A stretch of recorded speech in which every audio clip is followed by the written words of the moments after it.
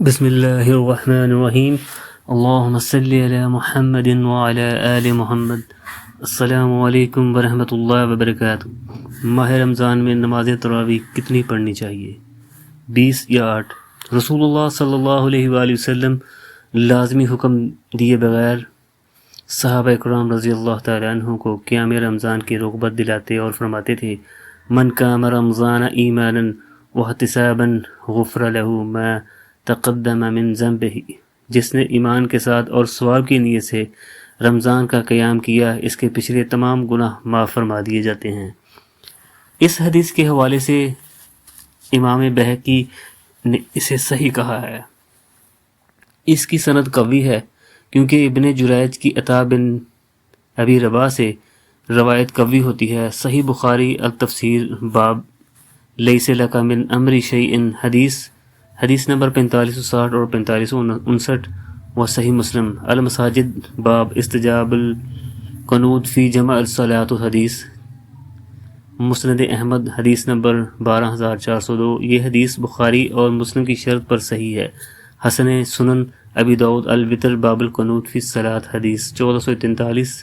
امام حاکم نے المستدرک میں، حافظ ذہبی نے اور امام ابن خزیمہ نے حدیث نمبر 618 میں سے اسے صحیح کہا ہے۔ اس روایت کی سند حسن ہے۔ یزید نے حلال بن خباب سے اس کے اختلاط سے پہلے سنا۔ صحیح بخاری صلاۃ التراویح باب فضل من قائم رمضان حدیث نمبر 2009، و صحیح مسلم صلاۃ المسافرین باب تقریب فی قیام رمضان و تراویح حدیث نمبر 759۔ رسول اللہ صلی اللہ علیہ وآلہ وسلم: ہم نے 3 راتیں با جماعت قیام رمضان کیا۔ سیدنا ابو ذر رضی اللہ تعالیٰ عنہ کہتے ہیں کہ ہم نے رسول اللہ صلی اللہ علیہ وآلہ وسلم کے ساتھ رمضان المبارک کے روزے رکھے۔ شروع میں آپ صلی اللہ علیہ وآلہ وسلم نے ہمارے ساتھ مہینے میں سے کچھ بھی قیام نہ کیا، یہاں تک کہ 23ویں رات کو آپ نے ہمیں قیام رمضان کرایا۔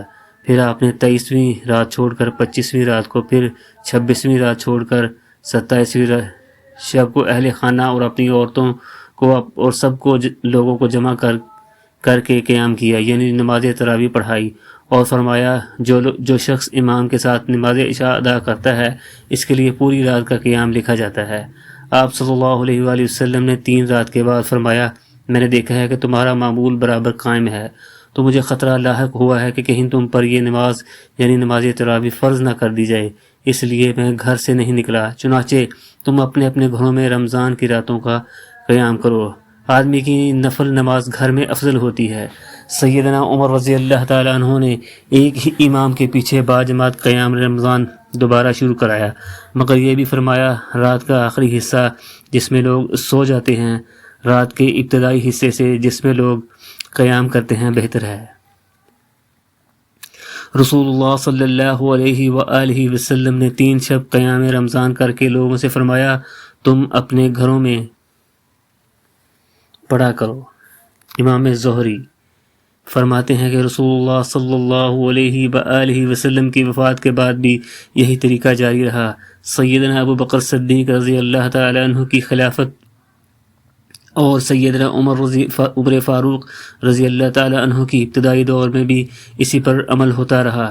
پھر سیدنا عمر فاروق رضی اللہ تعالی عنہ نے ایک امام کے پیچھے پڑھنے کا طریقہ جو رسول خدا صلی اللہ علیہ وآلہ وسلم سے ثابت تھا اور بے وجہ خوف فرضیت آپ نے مکمل رمضان اختیار نہیں فرمایا تھا، پھر سے جاری فرمایا۔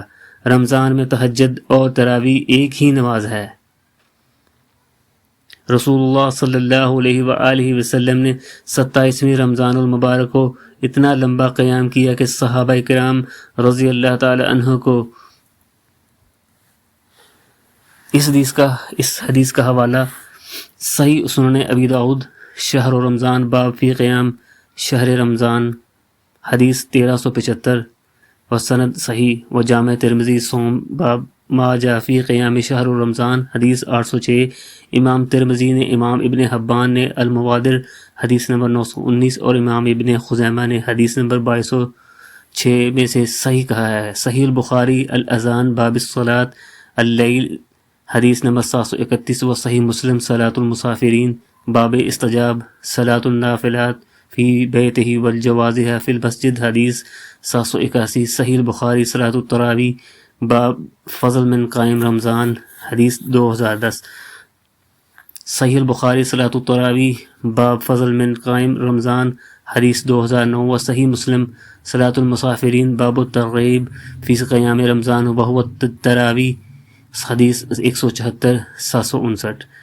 اس طریقے پر صحابہ کرام نیا قیام اور ان کے بعد ساری امت کا عمل رہا، اور جس چیز کو صحابہ کرام رضی اللہ تعالیٰ عنہ کی مجموعی تائید حاصل ہو جائے وہ بدعت نہیں ہوا کرتی، نیز اجماع امت کی وجہ سے بھی یہ بدعت نہیں ہے۔ ویسے بھی سیدنا عمر فاروق رضی اللہ تعالیٰ عنہ خلفائے راشدین میں سے ہیں جن کی سنت اختیار کرنے کا حکم خود نبی کریم صلی اللہ علیہ وآلہ وسلم فرما گئے تھے۔ سنن ابی داؤد السنہ باب فی الزوم السنہ حدیث 4607 و سند صحیح و جامع ترمذی العلم باب ما جاء فی اخذ بالسنت واجتناب البدعۃ حدیث 2676. اور لہذا جب کسی خلیفۃ الراشد کی سنت کو دیگر صحابہ کرام قبول کر لیں تو وہ باقی امت کے لیے حجت بن جاتی ہے۔ اس لحاظ سے پورے رمضان قیام اللیل کا با جماعت اہتمام بدعت نہیں ہے۔ دراصل سیدنا عمر رضی اللہ تعالیٰ عنہ ہی نے اسے جو بدعت کہا ہے تو اس سے مراد بدعت لغوی معنی ہے، لیکن افسوس کہ بعض لوگ اپنی بدعات کو جائز ثابت کرنے کے لیے صحابہ کرام رضی اللہ تعالیٰ عنہ کو بھی بدعتی ثابت کرنے پر تلے ہوئے ہیں۔ اللہ ہم سب کو ہدایت عطا فرمائے، آمین۔ نیز بدعت وہ کام ہوتا ہے جس کی اصل اور دلیل سنت رسول صلی اللہ علیہ وآلہ وسلم میں موجود نہ ہو، جبکہ تراویح باجماعت کی دلیل سنت میں موجود ہے۔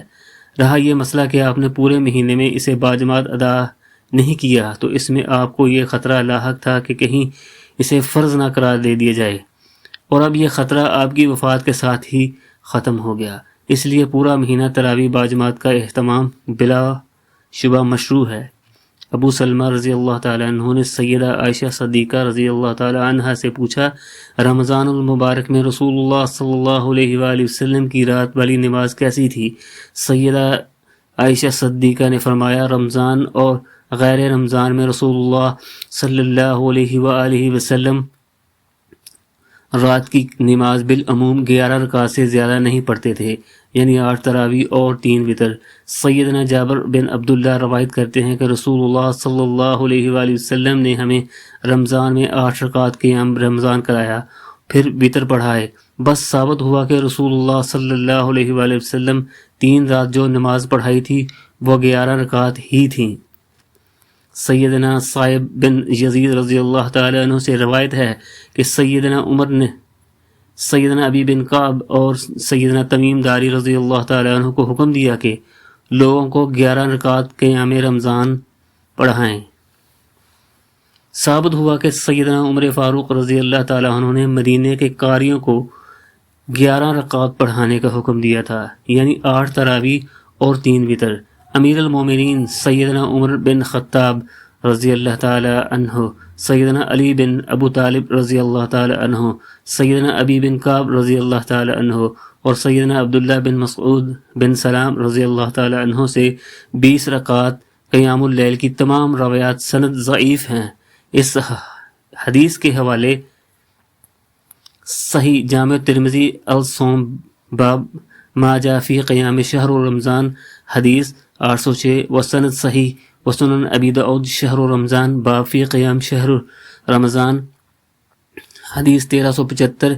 امام ترمذی نے اسے حسن صحیح کہا ہے۔ صحیح البخاری التہجد باب قیام النبی صلی اللہ علیہ وآلہ وسلم باللیل فی رمضان وغیرہ حدیث 1147 و صحیح المسلم صلاۃ المسافرین باب صلاۃ اللیل و عدد رکعات النبی صلی اللہ علیہ وآلہ وسلم فی اللیل حدیث 738 حسن۔ صحیح ابن خزیمہ ذکر الوتر باب ذکر اللیل بأن الوتر لیس بالفرض حدیث 1070 و مسند ابی یعلی حدیث 1802۔ امام ابن خزیمہ نے اور ابن حبان نے الموادر حدیث 920 میں سے اسے صحیح کہا ہے۔ عیسیٰ بن جاریہ جمہور محدثین کے نزدیک موثق، لہٰذا یہ سند حسن لذاتا ہے۔ ویڈیو اچھی لگی ویڈیو کو لائک کریں، شیئر کریں، چینل کو سبسکرائب کریں۔ شکریہ۔